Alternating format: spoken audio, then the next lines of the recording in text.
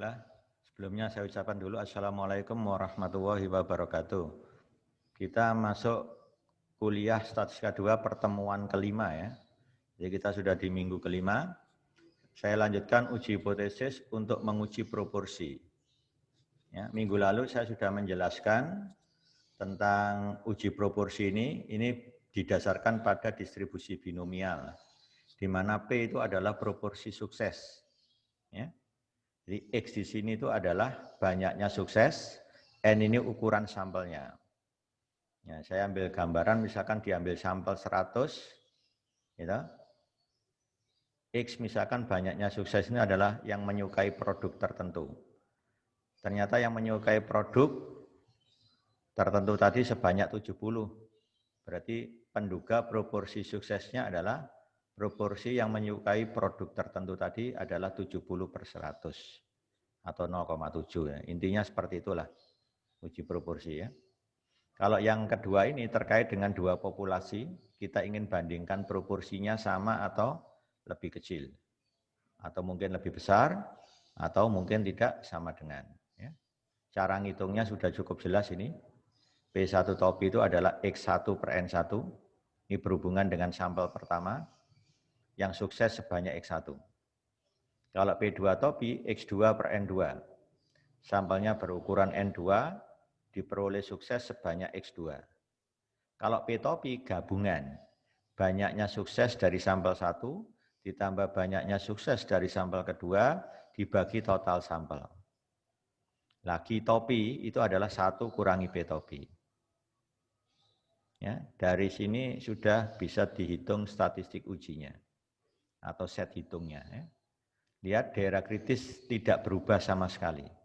Ketika kita menguji rata-rata menggunakan daerah kritis seperti ini juga kan.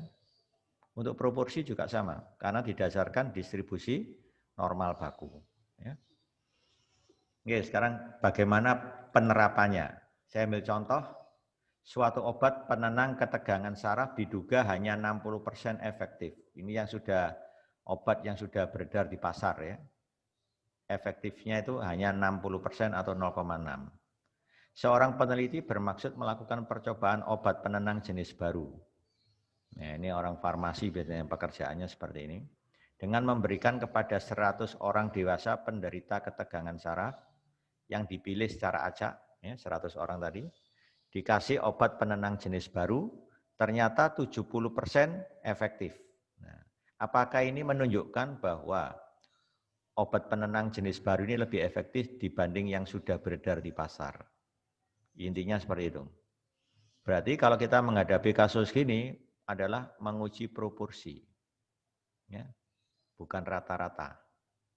Gunakan alfa 5% untuk menguji apakah ini merupakan bukti yang cukup untuk menyimpulkan bahwa obat baru lebih efektif dibanding obat yang beredar sekarang.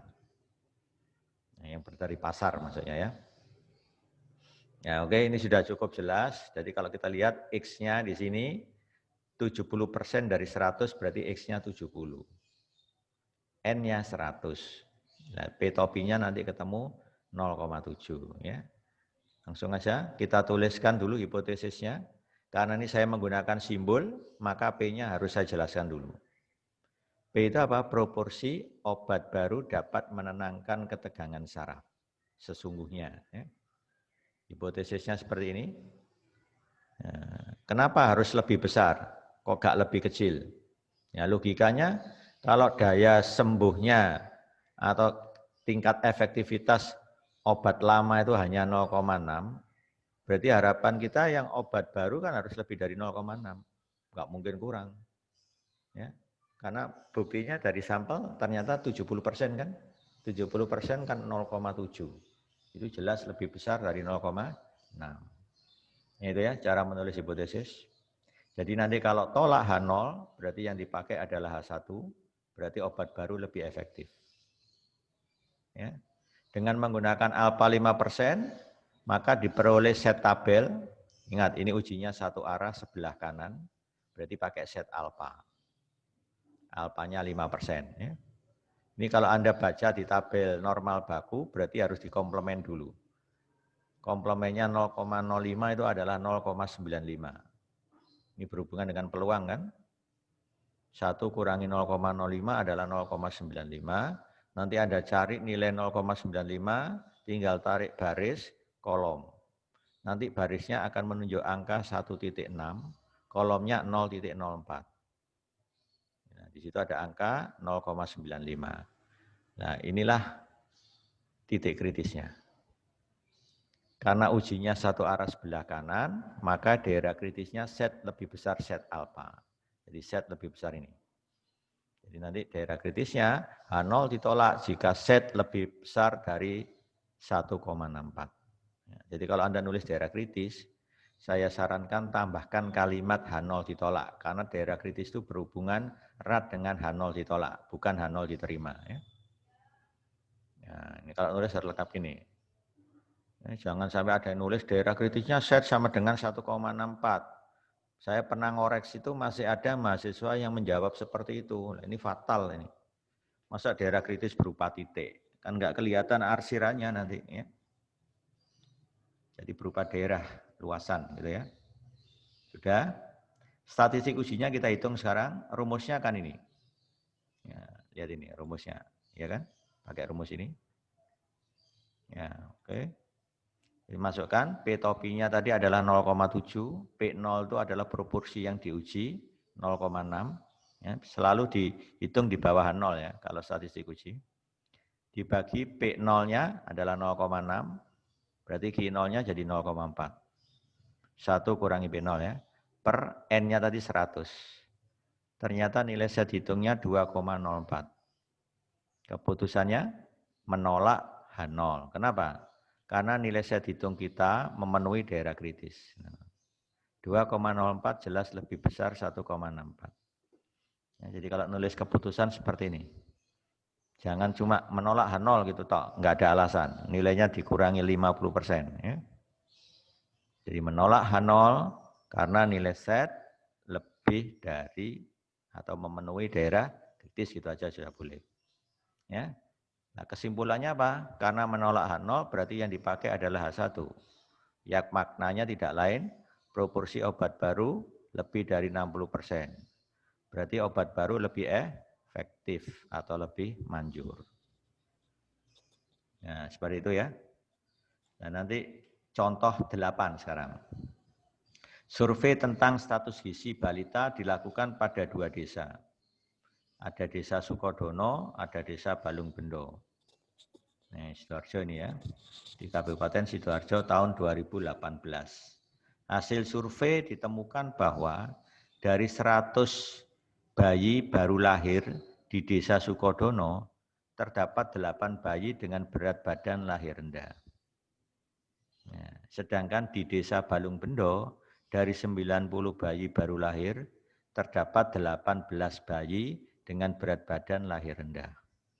Berarti banyaknya sukses ini adalah banyaknya bayi lahir dengan berat badan rendah. Ya, itu X-nya. Ya. Banyaknya berat badan bayi yang lahir rendah, yaitu X. Diasumsikan bahwa berat badan bayi lahir berdistribusi normal. Jadi populasinya harus berasal dari distribusi normal. Ya gitu ya.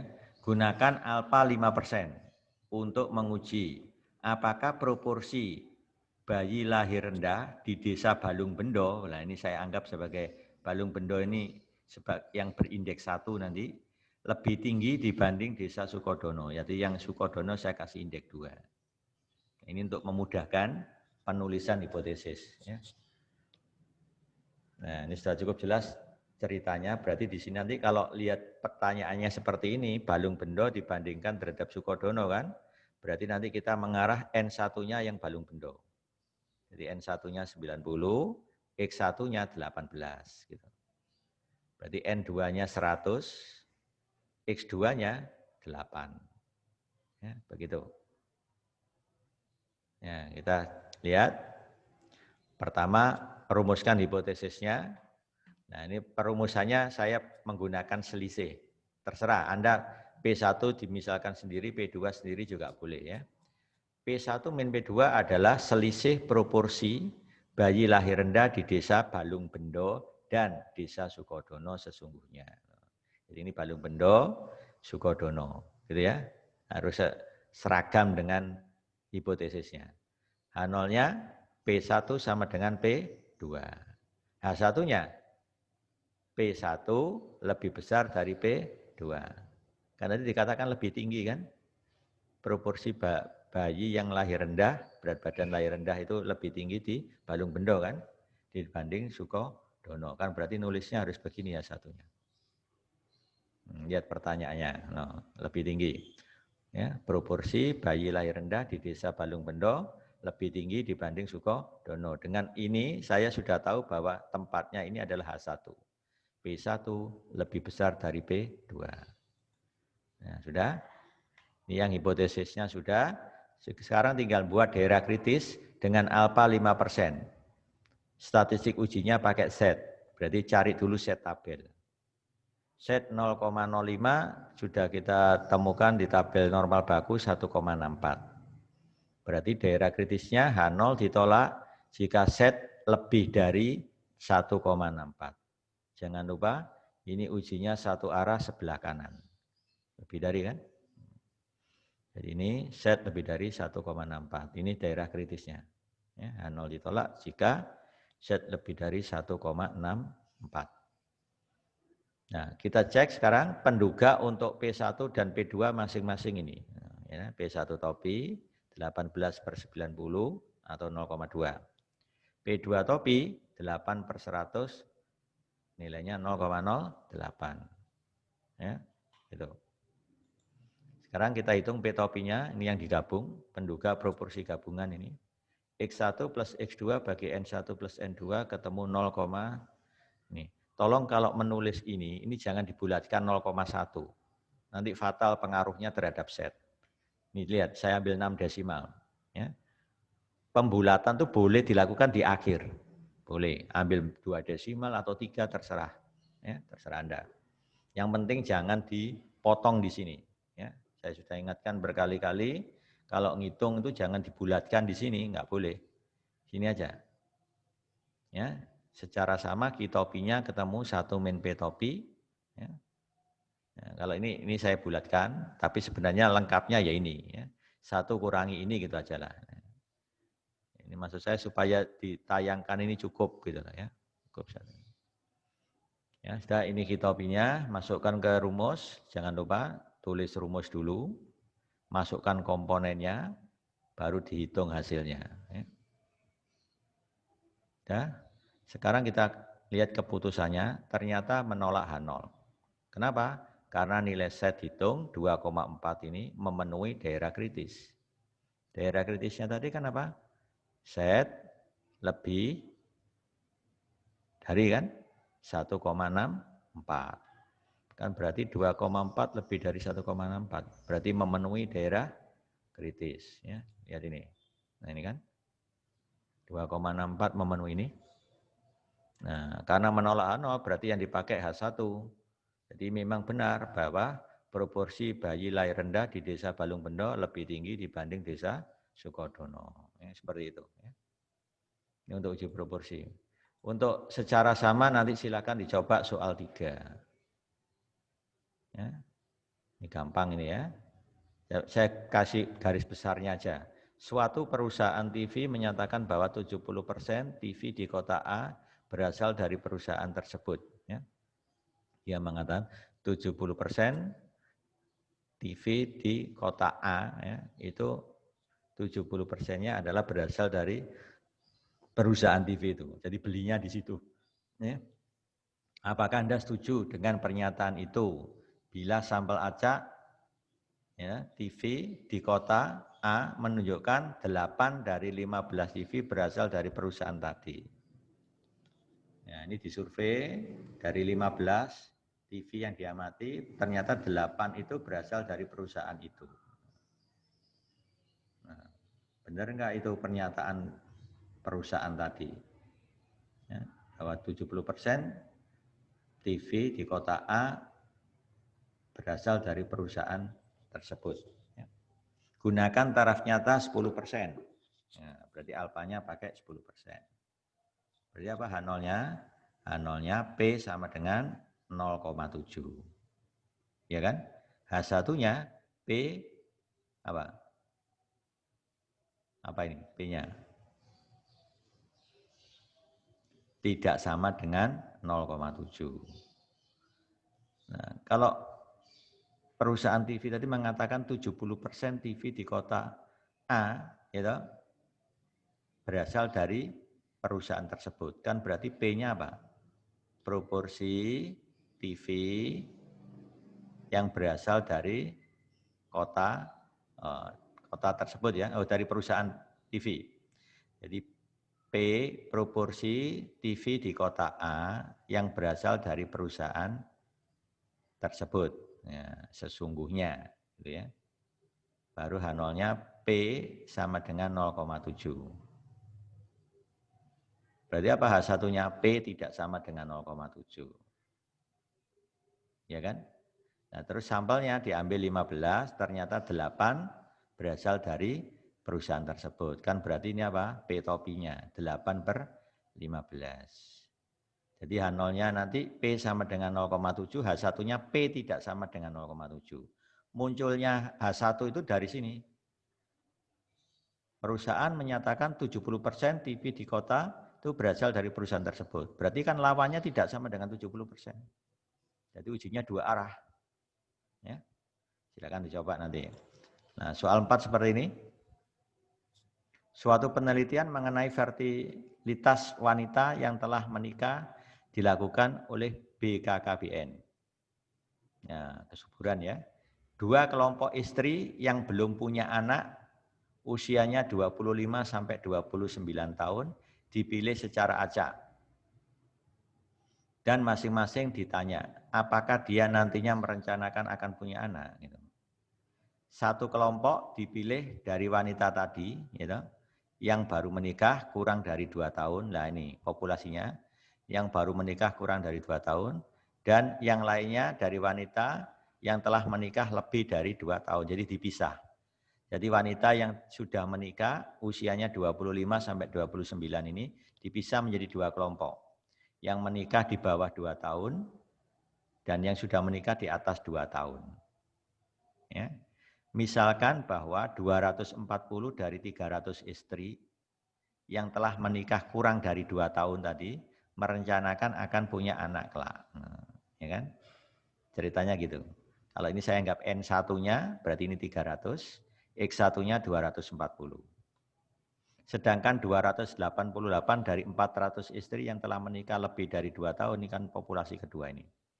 Berarti N2-nya ini adalah 400, X2-nya 288. Berarti kan?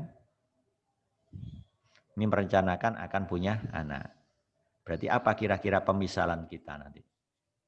P1 adalah proporsi istri, ya, proporsi istri yang menikah kurang dari 2 tahun, yang merencanakan punya anak. Nah, sesungguhnya, kalau P2, proporsi istri yang menikah lebih dari 2 tahun, yang merencanakan ingin punya anak. Nah, sesungguhnya, itu P2. Itu aja cara memisahkan P1, P2-nya. Ya, gunakan alfa 5%, apakah dapat disimpulkan bahwa, perhatikan, proporsi istri yang telah menikah kurang dari 2 tahun, berarti populasi 1 kan, yang merencanakan punya anak tadi lebih tinggi. Loh, kan sudah jelas P1 lebih besar daripada proporsi istri yang telah menikah lebih dari 2 tahun. Ini kan populasi 2 yang merencanakan punya anak. Berarti di sini jelas H0-nya P1 sama dengan P2, sedangkan H1-nya P1 lebih besar P2, menikah. You know? Kan di sini ada kata lebih tinggi, perhatikan. Berarti lebih besar. P1 lebih besar dari P2. Ini H1-nya. Ya. Ini caranya sama seperti tadi sudah. Yang untuk 2 populasi. Silakan dicoba untuk latihan. Ya. Oke, sekarang saya masuk ke pengujian variansi. Ini baik satu populasi maupun dua populasi saya bahas di sini ya. Jadi di sini sebenarnya yang diuji itu adalah variansi. Gunanya apa? Menguji variansi ya untuk melihat ketelitian, misalkan alat ukur. Makin kecil variansinya makin bagus alat itu. Bola lampu umurnya memiliki variansi kecil, itu menunjukkan apa? Produksi dari bola lampu itu bagus. Makin kecil varian umur bola lampu, berarti produksinya makin bagus. Sehingga nggak mengecewakan pelanggan. Ya. Oh rata-rata umur bola lampu ini adalah 2 tahun. Nah paling enggak ya sekitar 2 tahunan itu. Itu berarti variansinya kecil. Ngomongnya 2 tahun ada yang beli 5 bulan sudah putus. Loh, ini berarti variansinya besar. Ini kualitasnya jelek. Nah, itu kaitannya dengan uji variansi. Ya. Jadi intinya kalau kita punya satu populasi, kita ingin uji variansinya ya seperti ini. H0-nya variansinya sebesar sigma 0 kuadrat. Lawannya boleh lebih kecil, satu arah sebelah kiri ya. Boleh lebih besar, nah ini, atau dua arah. Jadi ingat sigma 0 kuadrat itu adalah nilai yang diuji ya. Nilai variansi yang diuji. Nah, statistik uji yang dipakai untuk menguji variansi satu populasi itu adalah chi-square. Rumusnya sederhana sekali. N-1 dikali variansi sampel dibagi variansi populasi yang diuji. Sigma 0 kuadrat. Sudah ini. Ini berdistribusi chi-square derajat bebasnya N-1. Berdistribusi chi-square derajat bebasnya N-1. Ingat, S kuadrat variansi sampel, sigma 0 kuadrat nilai variansi yang diuji. Ya.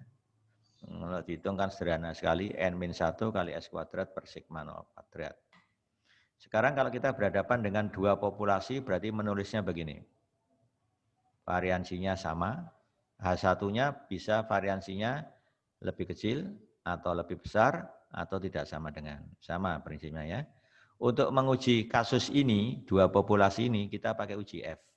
Bukan pakai uji chi-square. Ya, jadi rumusnya sederhana ini. F itu variansi sampel pertama dibagi variansi sampel kedua. Jadi nanti dari populasi 1 diambil sampel berukuran N1, gitu, N1, dihitung variansinya ketemu S1 kuadrat, gitu aja. Dari populasi kedua diambil sampel berukuran N2, dihitung variansinya ketemu S2 kuadrat. Maka F hitungnya langsung ketemu, pakai rumus ini. Sudah ya? Nah, tapi yang penting di sini apa? Baik populasi 1 maupun populasi 2 harus berdistribusi normal. Itu yang penting. Ya. Itu penjelasannya. Nah, ini berasal dari distribusi normal kedua populasi ya. Nah, nanti kalau berdistribusi F berarti ada derajat bebas pembilang penyebut ngikuti rumusnya F hitung. Ini F hitung namanya. Atau statistik uji. S1 kuadrat berarti derajat bebasnya nanti N1 min 1. Jadi pembilangnya berderajat bebas V1 yaitu N1 min 1. Sedangkan penyebut S2 kuadrat nanti akan berderajat bebas N2 min 1 atau V2. Ya, itu aja. Ya, untuk menguji variansi populasi secara ringkas dibuat tabel seperti ini. Nah, ini. Lihat hipotesisnya. H0 variansinya sebesar sigma 0 kuadrat, ya kan? Lawannya bisa kurang dari. Berarti ujinya satu arah sebelah kiri. Ya. Statistik uji yang digunakan adalah ini, N-1 dikalikan S kuadrat per sigma 0 kuadrat. Derajat bebasnya N-1. Nah, perhatikan cara menulis daerah kritis. Karena ini satu arah sebelah kiri, ya kan? Maka chi-square-nya lebih kecil, chi-square 1 min alpha. Kenapa demikian? Ini saya belum membuatkan gambarnya distribusi chi-square. Ya. Chi-square itu saya tunjukkan di sini aja, gambarnya seperti ini. Ya, kurang lebih seperti ini. Mirip dengan F. Ya. Nah, ini chi-square. Nah. Ingat, yang diarsir sebelah kanan. Perhatikan. Berarti kumulatifnya lebih dari kan? Ya, lebih dari. Nah, kalau tadi chi-square 1 min alpha, kan berarti di sini. Nah, luasnya jadi begini. Nah, alpanya pindah. Luas alpa ini diwakili oleh alpa yang ada di kiri ini. Nah, ini luasnya alpa. Ya, titik kritisnya ada di sini. Nah, menulisnya ini C square 1 min alpha. Jadi luasnya yang ini. Ya, gitu ya. Jadi ini saya potong di sini. Luasnya ini alpha, sama dengan ini luasnya. Berarti sisanya yang sebelah kanan ini kan jadi 1 min alpha. Karena luas total itu selalu 1 kan. Luas totalnya ini kan 1. Dikurangi dengan alpha. Maka ketemu C square 1 min alpha. Inilah titik kritisnya. Nah, ya, titik kritisnya C square 1 min alpha. Sehingga kita dapatkan apa? Daerah kritis. C square lebih kecil C square 1 min alpha. Ingat, yang diarsir itu adalah daerah gelap. Daerah gelapnya itu ada ini. Nah, ya, daerah gelapnya itu. Jangan lupa ini berkaitan dengan H1. H1-nya apa tadi? Variansinya lebih kecil sigma 0 kuadrat. Kan berarti daerah kritisnya sini. Luasnya alpha, ya kan? Titik kritisnya C square 1 min alpha. Ya, saya ulang lagi. Jadi kalau kita ingin menentukan daerah kritis untuk uji satu arah sebelah kiri ini, maka kita harus tahu gambarnya dulu. Gambarnya distribusi C square. Ya, buat daerah arsiran yang luasnya alpha tapi sebelah kiri, bukan kanan. Ya. Nah, sebelah kiri ini.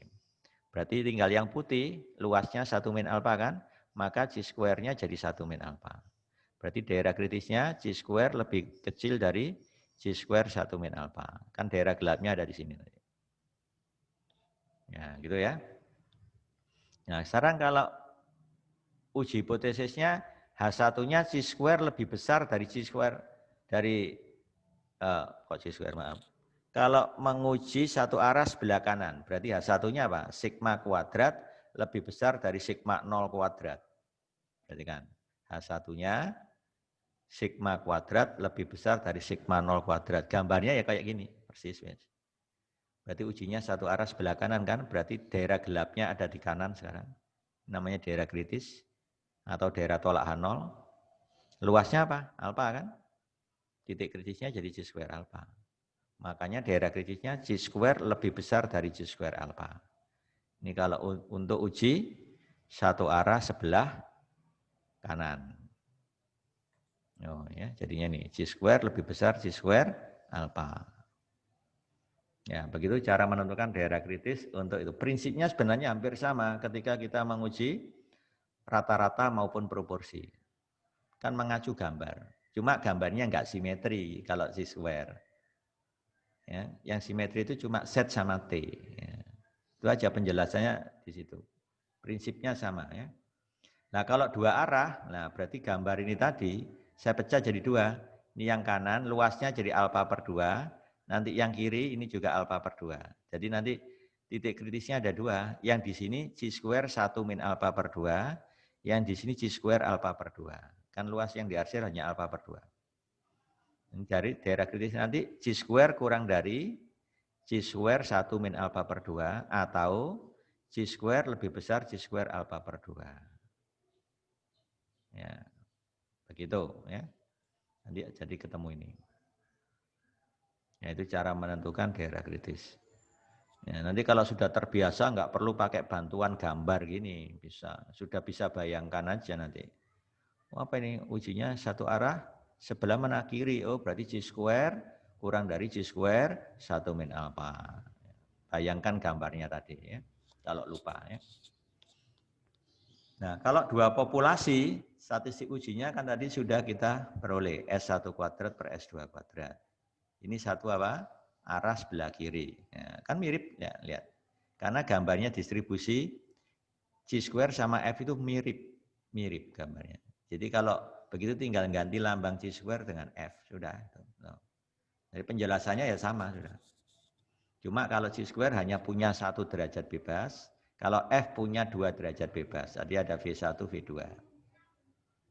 Ya, V1 itu miliknya pembilang, V2 miliknya penyebut. Jangan dibalik ya. Melihat kalau dua arah loh, kan sama. lambangnya G square diganti F sama. Jadi F lebih kecil 1 min alfa per 2, yang kanan F lebih besar F alfa per 2. Ya, ini derajat bebasnya ya. Nah, hati-hati di F itu nanti kita berhadapan dengan rumus ini. Catatannya penting. F yang disediakan di tabel itu hanya ada 5% sama 1%. Kita nggak menyediakan 0,02, 0,2 setengah, 0,025, enggak. Kenapa? Karena F itu butuh data sangat banyak. Kalau saya tampilkan derajat bebasnya yang bervariasi, you know, wah, berlembar-lembar nanti isinya ya. Nah, saya tunjukkan aja tabel F, ini yang G square ya. Nah, ini yang F loh. Datanya kayak gini. Ini aja saya derajat bebas pembilangnya saya batasi 1 sampai 10. Nah, kalau minta derajat bebas 11 ya nanti di berikutnya. Loh, 11. Ini aja saya lompati, 13, 14 enggak saya tampilkan. 16, 17, 18 sampai 19 enggak saya tampilkan. Ini hanya sekedar contoh. Kalau ingin lengkap ya pakai Minitab nanti. Pakai software statistik langsung minta derajat bebas berapa aja ketemu. Ya. Jadi datanya saya menyesuaikan dengan tabel yang ada di tabel aja. Ya. Nah ini untuk alfa 5%. Nah ini juga 5%. Nah kalau yang 1%, ini yang 1%, F 1%. 0,01, ya kan? Derajat bebas pembilang, yang pendatar ini derajat bebas penyebut. Gitu. Ini saya juga menyediakan hanya 2 saja. F 1%, lanjutannya kan 11 sampai 120. Ini saya lompati ini. Derajat bebas pembilang, penyebutnya juga saya batasi 1 sampai 30 aja. Nah ya, ini tabel F. Ya. Nah begitu. Nah kalau saya mau mencari, di mana kalau mencari F 95%? Loh kan nggak ada. Tabelnya itu hanya 5% sama 1%. Nah, caranya pakai rumus ini tadi. Ya. Jadi pakai rumus ini. Nah, misalkan saya ingin menghitung F 95% derajat bebas pembilang 8, penyebut 10 misalkan. Nah, caranya pakai ini. 1 dibagi F, berapa? Komplemennya 95. Berarti 5%. Nah, ini kan ada di tabel kan. Jadi 0,95 kan tadi dicari melalui komplemennya jadi 0,05 ada di tabel. Tapi ada tapinya, derajat bebas diputar, dibalik. V2 pindah menempati V1. Yang derajat bebas penyebut ditempati oleh V1. Jadi diputar derajat bebasnya. Jadi nanti kalau saya tanya berapa sih nilai F 95%, 8,10. Berarti Anda harus mencari di 1 per F 0,05, 10,8. Nah, jadi derajat bebas pembilangnya Anda lihat yang 10, penyebutnya jadi 8. Begitu. Jadi nanti mencari ininya lewat sini. Nah, ya, 0,05 kan, derajat bebas pembilang 10, nah ini kan, penyebutnya 8. Nah ini. Jadi ketemu 3,35. Ya, ini 3,35 ini. Derajat bebas pembilang 10, penyebut 8. Dengan alfa 5%. Nah, dari 3,35 kan hasilnya, masukkan ke rumus ini tadi, 1/3,35. Itulah nilai F 0,95, 8,10. Ya, itu cara ngitungnya ya. Nanti dipakai soalnya ini. Ya. Sekarang contoh 9. Sebuah perusahaan farmasi Seneca menyatakan bahwa daya kerja obat tertentu hasil produksinya berdistribusi normal dengan simpangan baku 0,9. Berarti ini sigma. Bicara populasi ini, sigmanya ini. Jika sampel acak 10 obat jenis tersebut menghasilkan simpangan baku 1,2, berarti ini S. Ini N-nya 10. Ya, satuannya menit ya. Apakah menurut Anda simpangan baku daya kerja obat tersebut lebih dari 0,9? Dasar mengatakan lebih dari itu karena apa? Dari pernyataan tadi 0,9 ternyata diuji di sampel kok jadi 1,2. Jangan-jangan lebih dari 0,9. Nah, ya gitu ya. Jadi melalui sampel ini dihitung, loh kok simpangan bakunya kok lebih dari 0,9 ya. Nah, berarti kita ingin menguji apa benar simpangan baku daya kerja obat itu lebih dari 0,9 menit. Gunakan alfa 5%. Berarti sudah jelas permasalahannya, rumuskan hipotesisnya dulu. Ya, definisikan dulu sigma kuadrat. Apa sigma kuadrat? Variansi daya kerja obat sesungguhnya. Ya, baru H0-nya sigma kuadrat sama dengan 0,81. Ya, ini kan simpangan baku, ini sigmanya. Kalau dikuadratkan kan jadi 0,81 ini. Ya, jadi nanti H0-nya sigma kuadrat sama dengan 0,81, berarti H1-nya sigma kuadrat lebih dari 0,81. Ya, jadi nanti seperti ini. Ya. Definisikan variansi sigma kuadrat, variansi daya kerja obat sesungguhnya. Hipotesis yang diuji ini kan, variansi sama dengan 0,81, lawannya variansi lebih dari 0,81. Ujinya satu arah sebelah kanan. Nah, berarti nanti daerah kritisnya, bayangkan aja gambar tadi, yang diarsir di kanan, berarti G square alpha kan. Nah, kalau begitu kita hitung G square alpha, nah, 5% kan, derajat bebasnya 9, dari mana ini? N-1, kan N-nya 10. Ini langsung baca tabel G square, 5% derajat bebas 9. Ketemu 16,919. Ya, buka tabel G square. Nah ini F, di atasnya ini G square. Nah ini ya, ini G square kan, yang diarsir ke sebelah kanan. Nah, tinggal Anda cek, tadi minta berapa alfanya? 5%. Ini belum, berarti yang ini. Nah ini ada 5%. Derajat bebas 9, tarik ke bawah 9 ini. Berarti ketemu 16,919. Ya. Ya. 16,919. Berarti saya tuliskan G square tabelnya ini. Berarti daerah kritisnya sudah ketemu sekarang. H0 ditolak jika G square-nya lebih dari 16,919. Karena ujinya satu arah sebelah kanan. Ya. Sudah, baru menghitung statistik ujinya. Ini mudah sekali nih, rumusnya tulis dulu. N-nya tadi 10, dikurangi 1 jadi 9. S-nya tadi kan 1,2. Ya, simpangan baku sampel tadi. Dikuadratkan jadi 1,44. Sigma 0 kuadrat di bawah hipotesis 0, itu 0,81. Tinggal masukkan. Ternyata nilainya persis bulat ya, 16. Kalau dicek 16, oh masih di luar ini, tapi hampir masuk. Ya.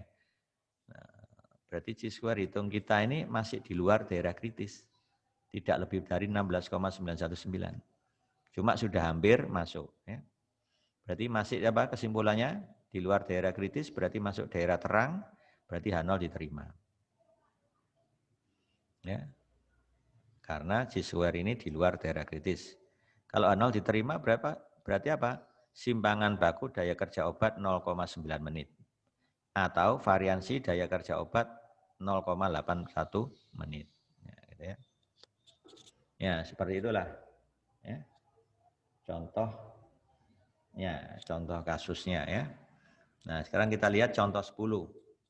Sebuah penelitian di perusahaan farmasi Roche bermaksud mengetahui keragaman waktu yang diperlukan oleh karyawan laki-laki dan wanita untuk membuat obat jenis tertentu dalam jam.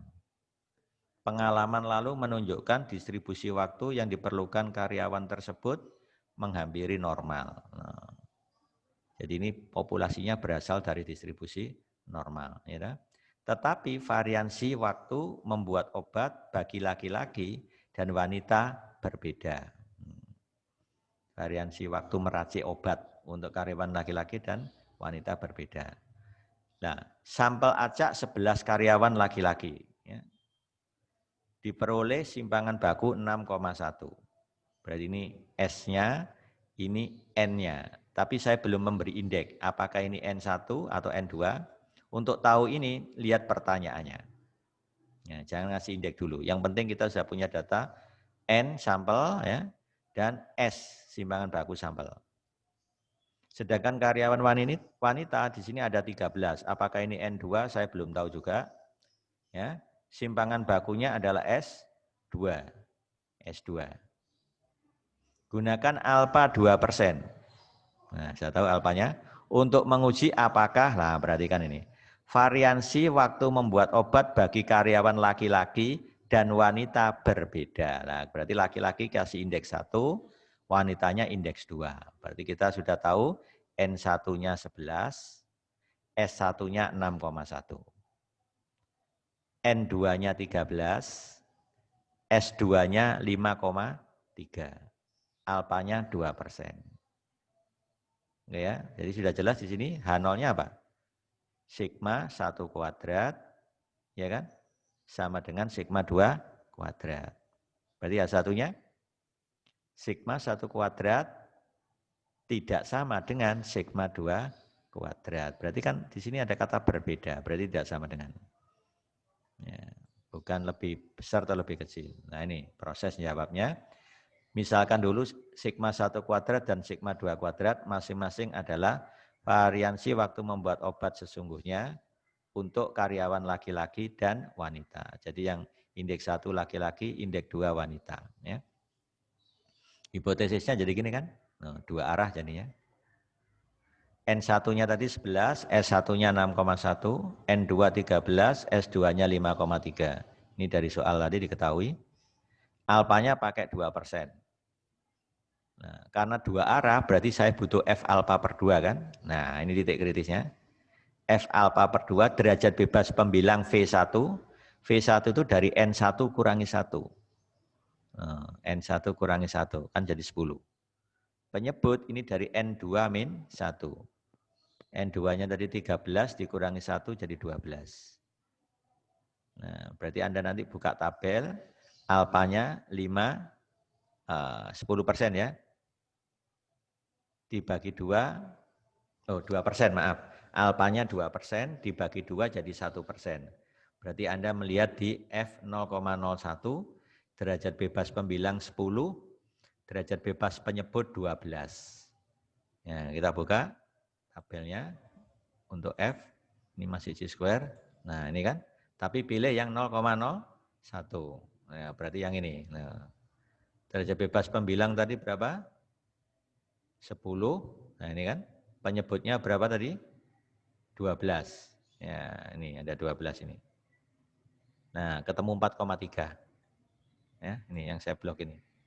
Ini V1-nya 10, ya, pembilang. V2-nya 12, ketemu 4,3. Ya, 4,3. Kemudian yang sebelah kiri, ingat ya, 2 arah, kan 1 min alfa per 2. 1 min alfa per 2, perhatikan. Alfa per 2 tadi sudah kita hitung ketemu 0,01. 1 dikurangi 0,01 jadi 0,99. Loh, lihat, ini enggak ada di tabel. F0,99.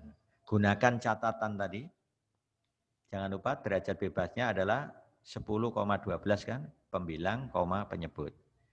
Ini dihitung pakai rumus jadi seper F komplemennya ini. 0,99 menjadi 0,01.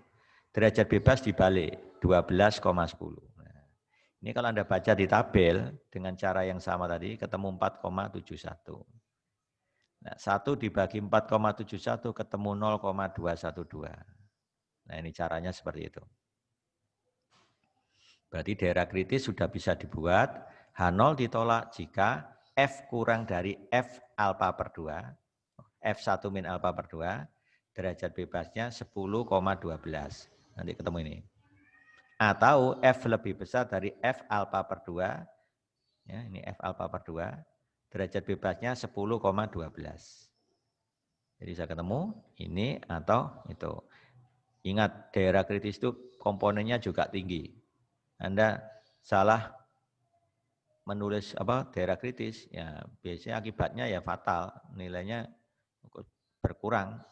Ya, dan ini juga berpengaruh di keputusan kesimpulan masalahnya.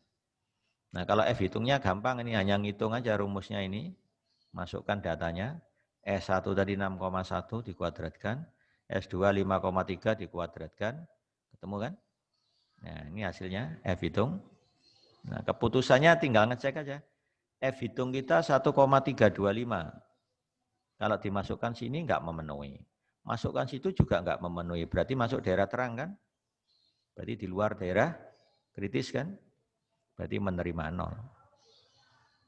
Nah, karena menerima 0 berarti apa? Variansi membuat obat untuk karyawan laki-laki dan perempuan sama.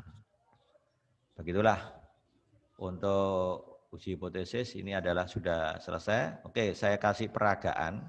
Bagaimana kalau datanya tidak diringkas? Ini semuanya contoh-contoh di sini data ringkasan. Sudah ada ringkasannya. N1-nya sekian, S1-nya sekian gitu ya. Kalau datanya itu murni penelitian di lapangan, biasanya seperti ini jadinya. Ya. Jadi saya kasih penjelasan dulu. Kasus ketiga, seorang manajer produksi ingin membandingkan kualitas baterai merek Hanox dan ABC. Nah, merek Hanox ini ada yang berani memberikan pernyataan daya tahannya 10 kali lipat. Tahan disimpan sampai 5 tahun. Ya. Terus di bawahnya ada keterangan, lihat tanggal kadaluarsa pada baterai. Nah, ini merek Hanox. Nah, ABC juga sama, pakai promosi juga, cuma saya nggak pernah beli yang ABC, saya beli yang Hanox. Nah, itu saling bersaing ini antar dua merek ini. Ya. Kemudian dari cerita ini, ya, dia mengatakan, ya, umurnya dihitung dalam jam ya. Jadi umur baterai tadi diukur dalam jam. Dia mengatakan bahwa baterai lebih berkualitas apabila variansi umurnya lebih kecil. Ya kan? Ingat, kalau barang itu variansinya kecil berarti sebarannya kan jadi mengecil.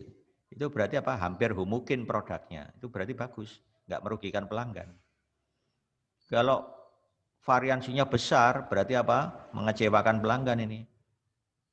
Katanya daya tahannya sampai 2 bulan katakan, ternyata hanya 3 minggu sudah rusak baterainya. Ini kan merugikan pelanggan karena variansi yang besar tadi. Untuk itu dia melakukan percobaan dengan cara menghidupkan baterai sampai baterai dinyatakan mati atau rusak. Hasil pengamatan terhadap 10 baterai merek Hanox dan 12 baterai merek ABC disimpan dalam worksheet Minitab dengan nama filenya data hipotesis. Jadi saya simpan di file data hipotesis. Gunakan alpha 5%, ujilah apakah baterai Hanox lebih berkualitas dibanding ABC. Ya, lebih berkualitas dibanding ABC. Ya, berarti apa? Kita ingin menguji variansi. Kalau Hanox lebih berkualitas, berarti apa H1-nya nanti? Sigma 1 kuadrat lebih kecil dari sigma 2 kuadrat. Itu yang akan kita uji. Berarti tempatnya di H1. Nah, kalau gitu H0-nya apa? Sigma 1 kuadrat sama dengan sigma 2 kuadrat. Nah, ini saya jawab dulu secara teori dulu ya. Secara teori, jadi definisikan dulu sigma 1 kuadrat dan sigma 2 kuadrat. Masing-masing adalah variansi umur baterai merek Hanox dan merek ABC. Ya kan? Jadi yang indeks 1 itu Hanox, yang indeks 2 itu adalah merek ABC. Hipotesisnya begini kan? Kalau tolak H0, berarti yang dipakai H1, variansi umur merek Hanox lebih kecil dari merek ABC, berarti merek Hanox lebih berkualitas. Ya. Daerah kritisnya H0 ditolak jika F lebih kecil F alpha. Ya. Jangan lupa ini pakai ujinya satu arah sebelah apa? Sebelah kiri. Lihat, satu arah sebelah kiri. Dan populasinya ada 2. Ya, populasinya ada 2. Ya, berarti ini pakai apa? Uji F kan? Pakai alfa berapa tadi? Alfanya 5%. Nah, derajat bebas pembilangnya apa? Berhubungan dengan yang Hanox tadi. Sampelnya berapa? 10 dikurangi 1 jadi berapa? 9. Derajat bebas penyebut berarti berkaitan dengan ABC. Jadi ada berapa sampelnya? 12. Dikurangi 1, 11. Berarti Anda tinggal buka tabel F 0,05, derajat bebas pembilang 9, penyebutnya 11, kalau Anda lihat di tabel ketemu 2,9. Ini daerah kritis. Baru datanya ditulis N1 10, N2-nya 12, S1 kuadrat, itu kalau saya kuadratkan ini, datanya tadi.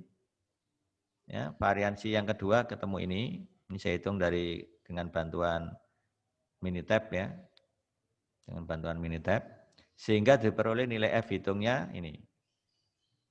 Nah, hasilnya 0,0945. Gitu ya.